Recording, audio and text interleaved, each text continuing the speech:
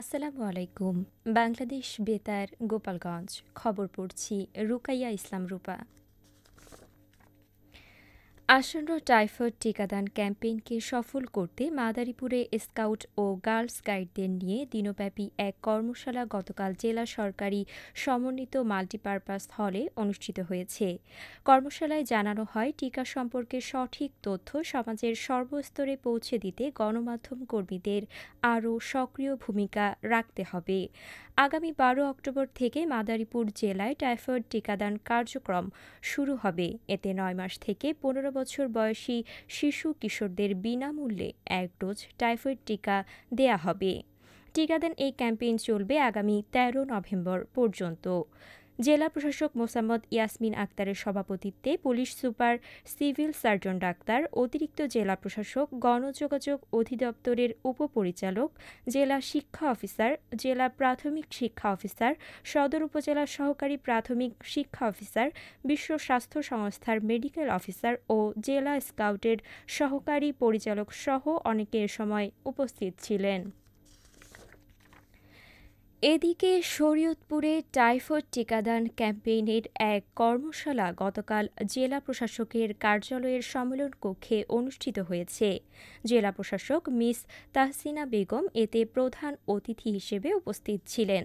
কর্মশালায় জানানো হয়, জেলার ৬ উপজেলা ও ৬ পৌরসভায় আগামী ১২ অক্টোবর সকাল ৮টা থেকে বিকাল ৪টা পর্যন্ত একযোগে টাইফয়েড টিকাদান কর্মসূচি পালন করা হবে। প্রথম ১০ দিন শিক্ষা প্রতিষ্ঠানে ও পরের ৮ দিন স্থায়ী ও অস্থায়ী টিকাদান কার্যক্রম চলবে।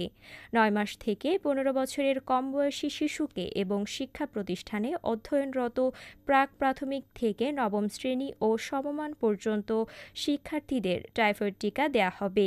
টিকাদান এই ক্যাম্পেইন চলবে আগামী ১৩ নভেম্বর পর্যন্ত।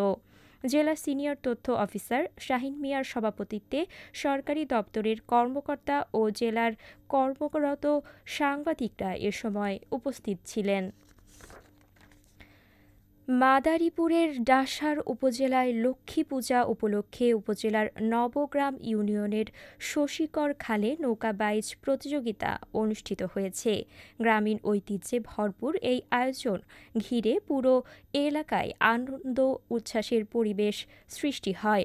রং বেরঙের সাজানো নৌকা, ঢোল ও বাদ্যযন্ত্রের তালে প্রতিযোগিতায় ৪টি দল অংশগ্রহণ করে। নৌকা বাইচ উদযাপন কমিটির সভাপতি বিভাস বিশ্বাসের সভাপতিত্বে ডাসার থানার অফিসার ইনচার্জ শেখ মোহাম্মদ এতেশামুল ইসলাম, চেয়ারম্যান দুলাল তালুকদার, ইউপি সদস্য লিটন বিশ্বাস সহ অনেকে এ সময় উপস্থিত ছিলেন। প্রতিযোগিতা শেষে অংশগ্রহণকারী দলগুলোর মধ্যে পুরস্কার বিতরণ করা হয়। নৌকা বাইচ দেখতে খালের দুই পাড়ে নারী, পুরুষ, শিশুবৃদ্ধ সহ হাজারো মানুষ আনন্দ উল্লাসে মেতে ওঠে। মাদারীপুরের ডাসার উপজেলার নবগ্রামে গতকাল দেবী লক্ষ্মীর পূজা উৎসব অনুষ্ঠিত হয়েছে। লক্ষ্মীর পূজার উৎসবকে কেন্দ্র করে প্রতিটি মণ্ডপে চলেছিল ধর্মীয় সঙ্গীত, আরতি ও সাংস্কৃতিক অনুষ্ঠান। হাজারো ভক্ত ও দর্শনার্থীদের আগমনে মণ্ডপগুলো পরিণত হয়েছে এক উৎসবমুখর মিলন মেলায়। নারী, পুরুষ, শিশু ও বৃদ্ধ সবাই মেতে উঠেছেন আনন্দ ও ভক্তির আবেশে।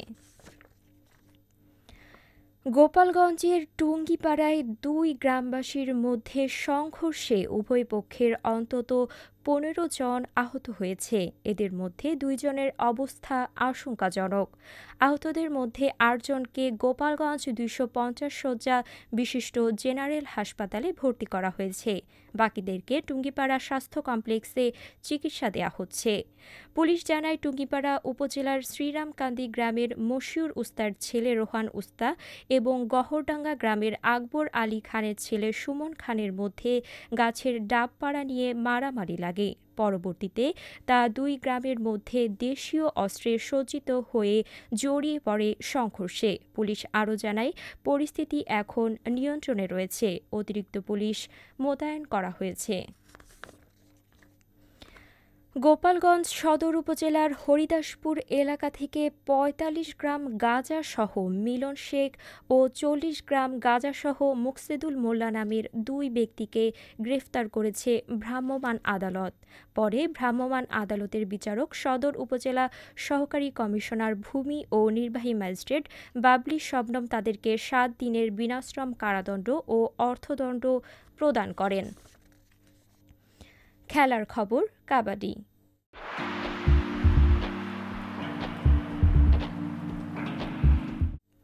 তারুণ্যের উৎসব উপলক্ষে গোপালগঞ্জে বাংলাদেশ ন্যাশনাল কাবাডি একাডেমিতে আয়োজিত জাতীয় কাবাডি পুরুষ ও নারী প্রতিযোগিতায় গতকালের খেলায় মাদারীপুর জেলা কাবাডি দল পুরুষ ৫৪-৪৪ পয়েন্টে ঝালকাঠি জেলা দলকে পরাজিত করেছে। এ কাবাডি প্রতিযোগিতায় বিভিন্ন জেলার কাবাডি দল অংশগ্রহণ করেছে।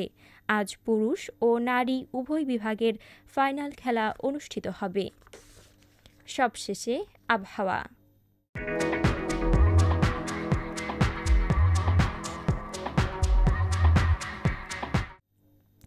আজ বেলা ১টা পর্যন্ত আবহাওয়ার পূর্বাভাসে বলা হয়েছে দেশের অভ্যন্তরীণ নদীবন্দর সমূহের জন্য কোনো সতর্কবার্তা নেই এবং কোনো সংকেত দেখাতে হবে না। খবর শেষ হলো। আমাদের পরবর্তী খবর প্রচারিত হবে আগামীকাল সকাল ৮টা ৩০ মিনিটে বাংলায়।